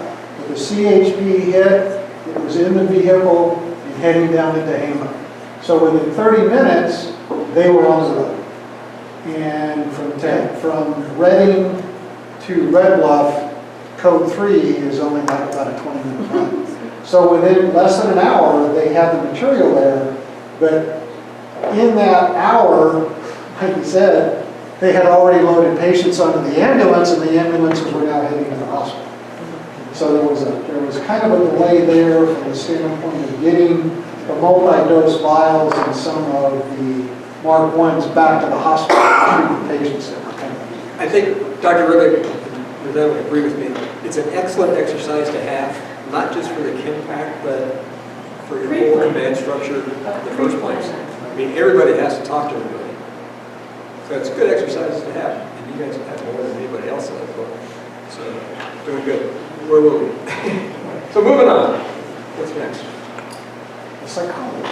Pathophysiology of nerve agents. This is how it works. It's very simple. You know, it'd be fortunate for those who remember the nervous system. We had one long nerve that came from our brain to like our big toe. And if we wanted to move our big toe up and down, we'd give it a signal and go up and down.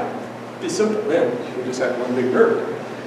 Fortunately or unfortunately, that's not the case. And you have nerves, it's still a lot of breaks in that nerve. And between the one nerve ends and the next nerve starts, you have a synapse. Right? So somehow you have to take that electrical pulse, take it from one ending to the next. Fortunately, in the wonderful world of biochemistry, there's a chemical called acetylcholine. All it does, to simplify it real simply, is it takes the nerve impulse here, transfer it across that center. And there's a million of those in the body. So to get from your head to your toe, you have to go millions of these things. Right? Now what happens if you can't turn that signal off? Right? Your toe's going to flap until you go into convulsions and toe rocks off. Right? So there's another chemical, an enzyme here called acetylcholine esterase, which neutralizes the acetylcholine and stops that nerve impulse from going from one nerve to another. Pretty simple. That's the good news. The bad news is that also allows a spot for the nerve agents to work, the organophosphates. These things that look like Pac-Man are the nerve agent, right, that attaches to the acetylcholinesterase. When it attaches to the acetylcholinesterase, it doesn't neutralize the acetylcholine, so you get this constant nerve stimulation. Remember I said that half-life? The aging half-life? Now, the longer it is, the shorter it is, the shorter amount of time you have to get the antidote to tie that nerve agent off the acetylcholinesterase. So now how do we treat this poison? There's two ways that the drugs are in that container. One is called atropine, and essentially that blocks the receptors on this side. So the acetylcholine can't transfer that nerve impulse. The 2-pan, pravidoxine, works a little bit different, and it's kind of nicknamed the hook, or I forgot what it's nicknamed, but Probar, and it breaks the bond that between the acetylcholinesterase and the nerve agent, as long as you get it in that time frame within that half-life. Okay? That's pretty much an oversimplification, but okay. So any effects you see from the nerve agents are a hyperstimulation of organic organs of the cholinergic nervous system, the autonomic nervous system. Muscarinic, nicotinic are just different types of acetylcholine. They affect different areas, so you're going to see responses in smooth muscles, glands, skeletal muscles, ganglions, and basically every organ that you have. On the muscarinic side, you get increased secretion, saliva, tears, runny nose. This is where somebody gets wet by the bucket's full. This is probably the worst possible scenario that any healthcare provider can experience, I think. You're swimming in it right now. If you had multiple patients, I can't even imagine how that would be. Okay. You also get this is where the eyes come in, you get the small pupils. People start getting shortness of breath because the muscles want to get paralyzed. Plus, you have all that fluid that is going to get them away from breathing, which means everybody's going to be intubated. You start getting nausea, vomiting, diarrhea, and on and on. I get my favorite picture just because I like the picture.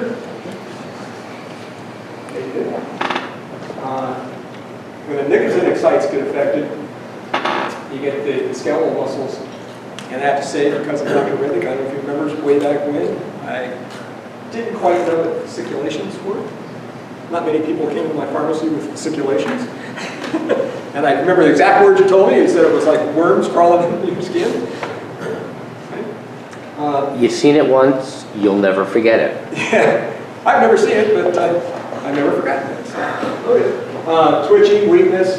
Eventually, using that big toe scenario, if you go like this with a muscle, pretty soon it's just going to paralysis. You can get, it's interesting with the heart, you can either get a faster heart rate or slower heart rate. Depends on how much you get, depends on the person, antidotes, everything.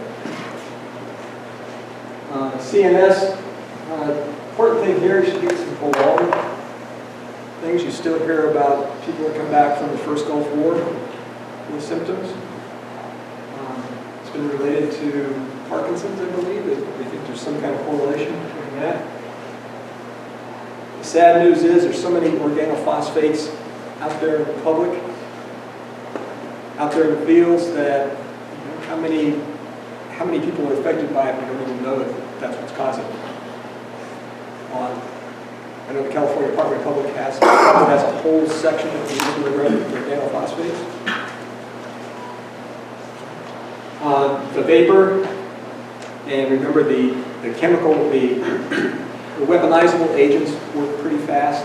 They vaporize pretty fast, so you get through sort of in a matter of seconds. Low exposure, pinpoint pupils, runny nose. You get high exposure, and this is where you start seeing people die. And it can be pretty fast. That amount on that penny, we said a very small amount, Doc, that's the BX. That's the amount that would kill about 50% of the people. You got it on your skin. And remember, that's not going to kill you right away. It's one of those things that's going to take some time to get on each person. You get a lot of that, and you get sudden loss of consciousness, seizure, and death. Again, that's not really going to use a lot of drugs, but beware. Okay? Treatment. The number one thing, you hear me say this over and over again, is self-protection. Remember, your turnouts won't cut it. Surgical scrubs won't cut it. So, take care of yourself first. Decontamination. Recommend that you do it in the field and then do it again in the hospital. One of the drawbacks that I've seen over the years, I think, in this whole emergency preparedness arena is that we've put a lot of money into the hospitals for decontamination equipment. Right? Unfortunately, we didn't put enough money in there to give hospitals to conduct a lot of training. So there's not a lot of people that can do it, and in the cases I've seen when we've done training, where the drawback has been you never really do it. You set up the equipment, but do you really pump water and push people through? So it's an area I think that we're kind of lacking it, and it's something that could be increased a whole lot more. If you're doing it out in the field, any fire guys done decontamination for very many people in the field? How many? Oh, just in like a tech class, where we actually pushed everybody through it. Is that where you get the two trucks, and I guess you could put two trucks side by side, put a hose on top? Yeah, we did actual like individual, and we did a bulk contamination also. We've conducted a number of exercises, and we're always in this scenario of mass people getting decontaminated. I just wonder how tough it would be to get people to strip and run through underneath the hose, you know? It sounds good. If you want to live, go that way. Yeah, you want to die, you know, I guess. Sit here and argue, or take your clothes off, run through there, and we'll stick you in the ambulance. Yeah. Yeah, sounds good, but don't know. Okay. Decontamination is good for the outside. How do you deal with the off-gas? And that's the big problem in the hospital, you know. Once you get them in the ED, everybody in the ED has to be treated. Best if you could treat them outside. Remember that tent I told you about? Yeah. Good idea. Treat them outside in the tent where it's more ventilated. Yeah. Yeah. Okay. Just about everybody's going to need airway ventilation. Good question to ask yourself. Another public health thing. How many people can a hospital vent at the same time? How many do you think? Depends on how many ventilators we have. Yeah. How many ventilators do you have? Another case where mutual aid's going to have to come in. And then finally, after you do all that stuff, after you've taken care of yourself, you decontaminate them a couple times, you have to use the 3 drugs. The 3 drugs, again, are just atropine, sclerodoxin, alcohol-2-band, and diazepam. The atropine and just antagonizes the muscarinic effect, so it helps dry up people. You can give it any route, and you can use atropine until it gets better. Yes? One question for you, Lou, is I'm not a big fan of endotracheal drugs. And would it not be preferable to put an intraosseous in, which takes 20 seconds, and it's just like a central line, so you have immediate access? Would that not be better than putting down atropine and then having to flush it with 40 mLs of something? It sounds good. I'm not sure about how it would absorb. I would imagine it would absorb just better than you get an IM. Well, I mean, when you put an intraosseous in, it's the same thing as a central line, so it's direct, marrow is direct into the central circulation, so it's as good as an IV. And it'd probably be easier to give out in the field that way. I mean, I know that's what I recommend for the medics for code is if you can't get an IV, put an IO in immediately and give all the meds that way. Yeah, good idea. It brings up another interesting topic, and I'm going to call in here. Last I remember, in California, paramedics can administer all these drugs. EMTs, on the other hand, can't. It's a work in progress. Work in progress. That's by the You can state. just give aspirin. EMSA says overall you can, but it's up to the local doc to say what the protocols are. Am I correct? To a certain extent, yes. It's right now for the EMTs, my understanding is it's buddy care and self-care.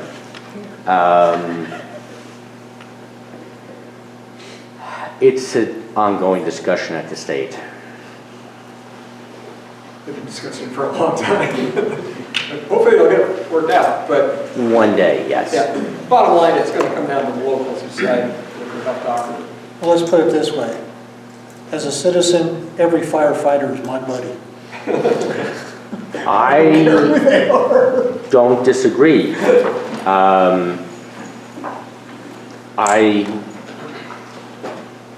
Okay. Careful. I got to be very careful what I say since I'm being recorded. So we'll move on. We'll move on. Move on. Okay. And remember, atropine blocks that distal nerve ending. It just blocks the electrical impulse from across. Right? Next drug, I think. Next slide. And we're still talking Oh, you start at 2 dose. That just happens to be the amount that's in a Mark 1 kit. There's a maximum cumulative dose is 20 milligrams, but if it's a pesticide, it's probably going to be lots more than that. Side effects, you know, in normal people, it's going to dilate pupils. If you had somebody that came across organophosphate, it's not going to do anything. So the pupils are big. You might get some tachycardia, right? That's okay. It's better than dying. You can treat it with propranolol or something, beta blocker, so that you still live through it. This brings up another good point. Say we're replacing the Mark 1s with the duodose. Right? Now say you're out in the field and you gave 3 Mark 1s, which is the maximum amount that you can give without waiting another hour or so because of the primidoxin. And you needed more atropine. Could you use it out of the Mark 1s? Of course. You've got 2 milligrams, you can keep breaking into Mark 1s as long as you don't use that second syringe or auto-injector. So you can keep using the atropine. If you only had duodotes out there, that's a different story, right? Because you can't use a duodote without giving the primidoxin. I think if I were king for the day and I was going at it, I would have kept with the Mark 1s and having one injector. I think that was for military purposes. Like I said, you know, they had a hard time figuring out which came first in the Army when I was in the Army, so you figured to solve that problem, just have one. Just have one auto injector. Okay, moving on.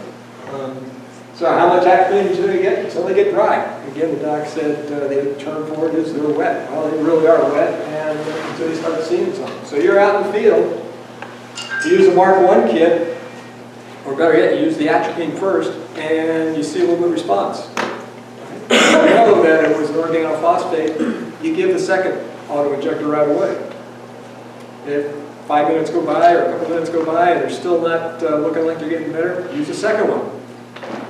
Wait a little bit, you give them a third one. After the third one, however, you have to wait about an hour and a half because of the half-life of the pralidoxin. Otherwise, you start getting too much pralidoxin. So 3 is the hallmark. If you want to keep giving atropine until ventilation is easier, right? More comfortable.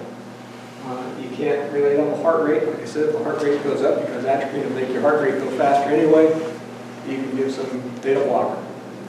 And pupil size is going to stay the same.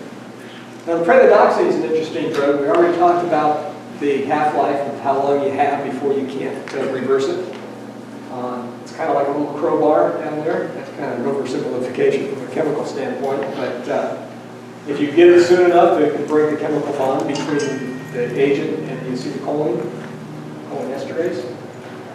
Won't do anything for glands or smooth muscles. It's not going to help the secretions a whole lot, but it will help with the circulations or the convulsions or the tremor. Some things to remember about 2-PAM. Reacts to cholinesterase, or acetylcholinesterase. Most critical thing it does is stops the muscle paralysis and therefore helps breathe better. It's pretty rapidly excreted. And you get maximum concentration, therapeutic concentration, pretty fast, like in 16 minutes. Pretty fast. Okay. And this is important because the half-life is about an hour and a half or so. This is why you can only give 3 of the Mark 1s or 3 dodones before you stop giving 2-PAM. Once they get to the hospital, then you can set up an IV drip. Somebody can take a look at their kidney function, their liver function, their age, and more finely attune the dosage to it. There are some drug interactions. The big one is succinylcholine. Right? If you intubate somebody, you give them succinylcholine. There's the interaction because the succinylcholine effect won't last as long. Because, see if I remember this, the agent reactivates the acetylcholinesterase. No, just the other way around. The agent binds up the acetylcholinesterase. You give the 2-PAM, it reactivates the acetylcholinesterase, which metabolizes the succinylcholine faster. So therefore, the therapeutic effect of the succinylcholine isn't working well. And if you've got somebody intubated and you've got succinylcholine on board, it's a problem. So it's just something to consider. How you're supposed to intubate them, good question. Okay. You look at the adverse reactions in normal people. Some of those are just like if you got exposed to the organophosphate. But still, I'd take the side effects any day over the serum. Okay? Moving right along. Use the Mark 1s. We have a Mark 1. I'll talk you through a Mark 1. Like I said, back in the days when I was teaching 12 soldiers, it used to be a real problem because for some reason we'd go, the Army way is to, probably the Marine way too, is you go over this thing so much that you scare people to death of the auto-injector versus what it's used for. But it's really pretty simple. There's 2 auto-injectors, we saw the picture of them. One's a short one, it says 1, that's the atropine. It's got a green end on it, so you know which end to use. Right? You don't have to jam it into your leg. You just very gently put it up to your leg and press a little bit, and you hold it there for about 5-10 seconds, just like for the drug you want. Piece of cake. If you have a fortunate person, you have a really skinny leg, you can use the back of your love hand. Yeah, your love hand. Pretty simple. And then you have a second one where you do the same thing. Do you do them close to the same site, or do you want to use? You can do the same site. We're close to the same site. Back in the Army, we always have to tell people you don't try to stick it through your helmet or your web gear. It's only a 1/2-inch needle. It won't go through steel. pretty simple. And again, you use 3 of those before you reach the maximum dose, then you have to wait about an hour and a half to give more presidamsine. So treatment pitfalls. Failure to recognize signs and symptoms of cholinergic excess. Again, they're pretty simple, really. Big thing are the pupils. You come across somebody and the pupils are dilated, they're vomiting, they're staggering, especially if you see the truck over there that just turned over and it's got the placard on it. It's a pretty good bet that it's organophosphate. So you treat it vigorously at the time. You can't really use the pinpoint pupils to measure the severity of it because just a little bit will cause the eyes to constrict the pupils. If you have a paralyzed patient to begin with, it's pretty hard to see if they've got enough of the dosage of the bad stuff to cause convulsions. Big one is failure responders to adequately protect themselves, and then failure to decontaminate patients. Okay. Nerve agents can act really fast, right? Especially the weaponizable ones. Pesticides, on the other hand, don't act so fast, but it's a whole other problem. Failure to recognize the course of liquids. Right? Picture yourself being in an emergency department, you have a whole slew of patients walk by, and you're trying to do triage, and you don't have any symptoms, you don't have any symptoms, you're out the door, and then they go home, and then you're going to have the symptoms 18 hours later. So from a public health standpoint, it's one of the things when we come down, when the state comes down and checks your SNS plan, it's always, do you have, or the CRI plan, I guess, right? Do you have the public service messages ready to go? Because you need to be able to tell the people what to do. If you give the atropine before you take care of the ventilation, because of ventricular ventilation, and again, the interaction with the succinylcholine. Okay?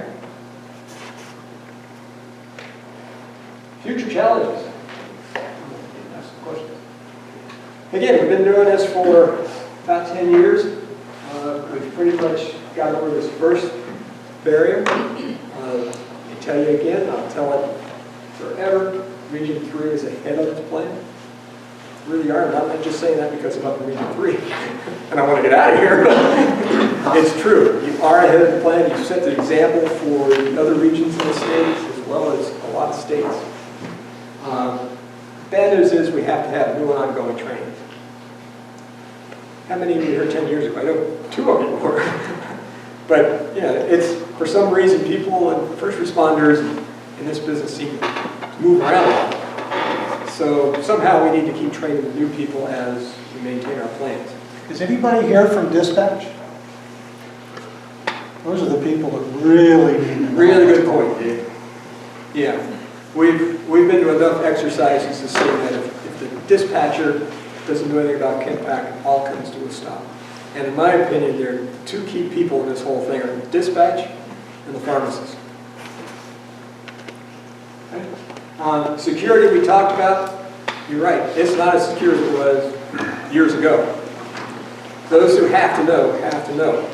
The other thing we ask is, you ask that you don't go home and over dinner or a cocktail party, so they start talking about the CHEMPACKs that we have.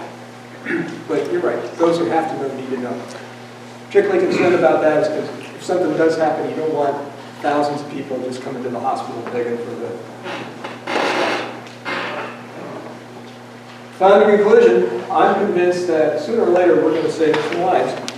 Save one, I think there's more to come. And it's one of the reasons why I stayed working as long as I did.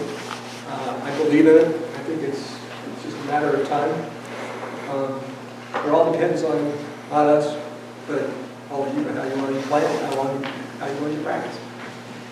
With that, any questions, comments? Yes, sir. I don't know if this is something you could answer or more be at Wayne's. We roll out, medical, 2 guys down. Foreman comes up, says yes, it was Mount Island. What are you using?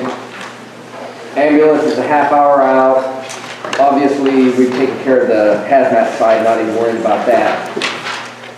Other than once we've notified the ambulance and such, is there any need of us doing anything CHEMPACK-wise, whether it's 2 or 3. We've notified West Side or Enloe on there.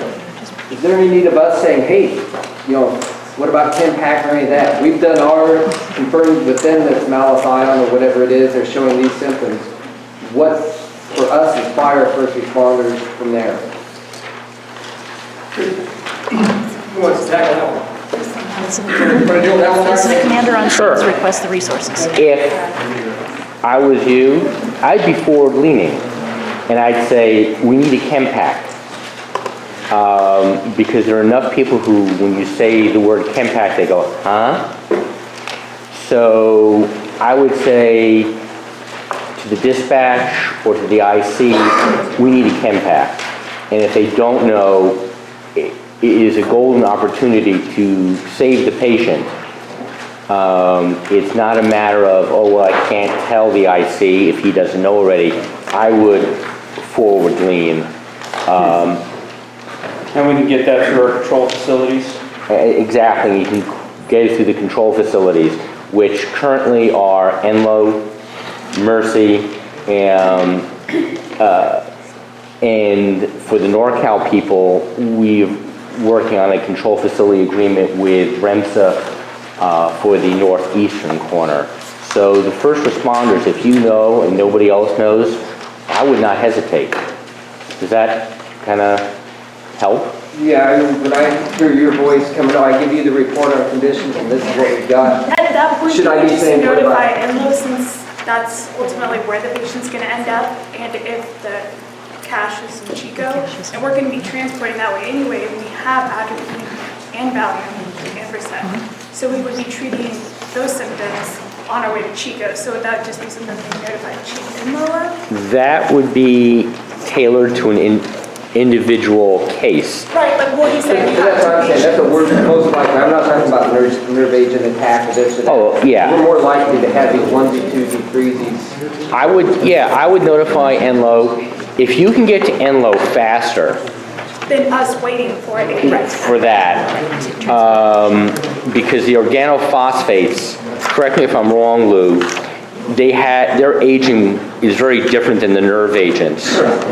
So you probably have more time, but you're not going to have enough atropine, I can tell you.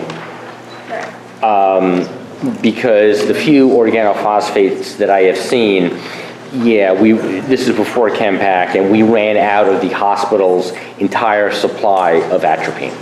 Yeah, we have the pre-fills and we also have the 2 multi-doses to carry on. That's still not enough, but it's a start. But considering. I would probably make forward movement.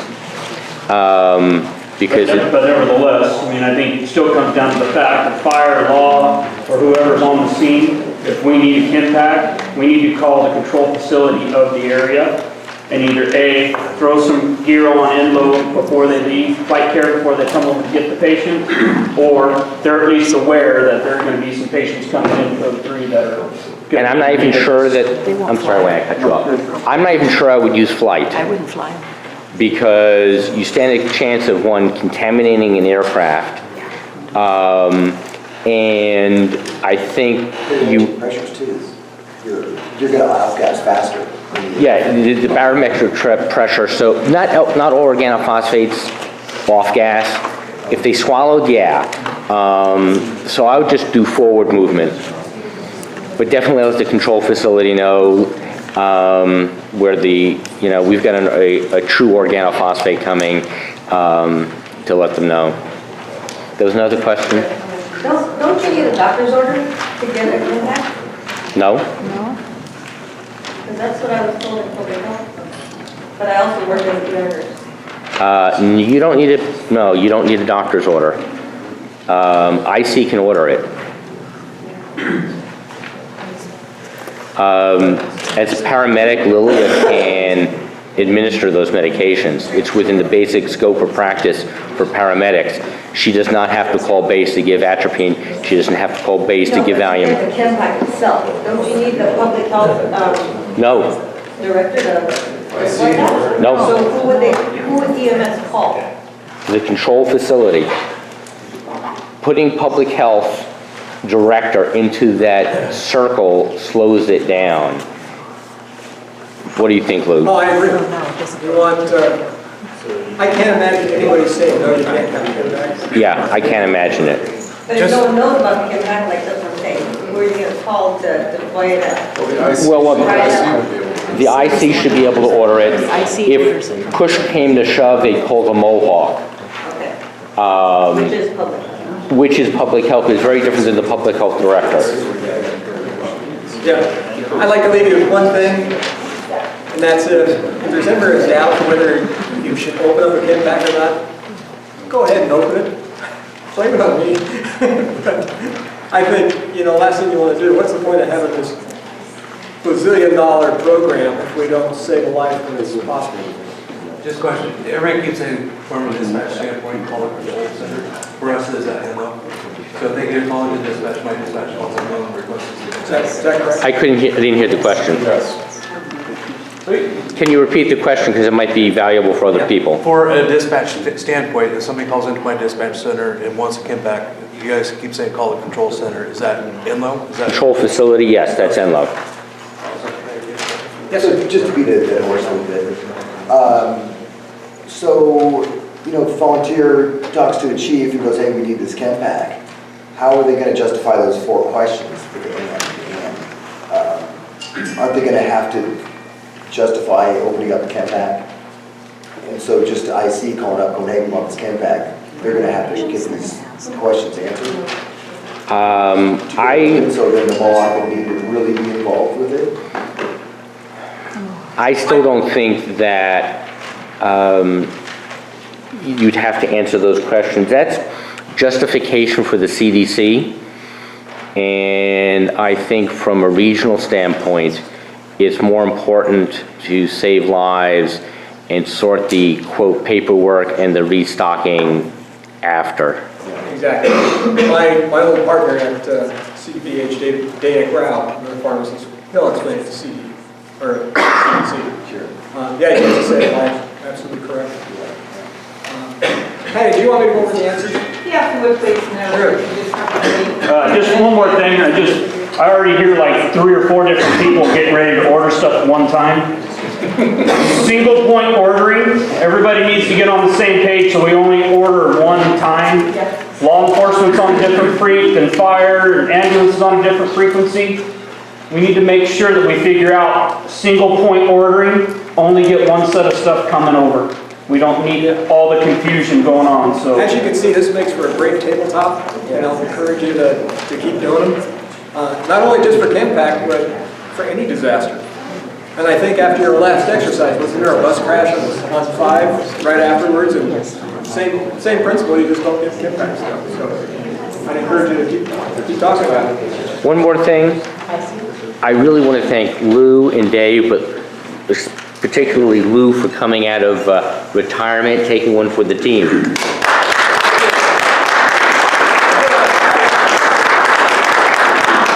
Anytime, as long as I can still remember who I am and this is about, I'm glad to come on. Okay, you want to hear the answers? Number 1, the antidotes in the CHEMPACK container are to treat what kind of poisoning? Very good. Number 2, pesticides are an organophosphate chemical, usually pesticide poisoning. In a pesticide poisoning type here, the symptoms are less severe than a drug such as sarin and therefore requires less antidote. True or false? False. Bad news for the pesticide. 20 times or so.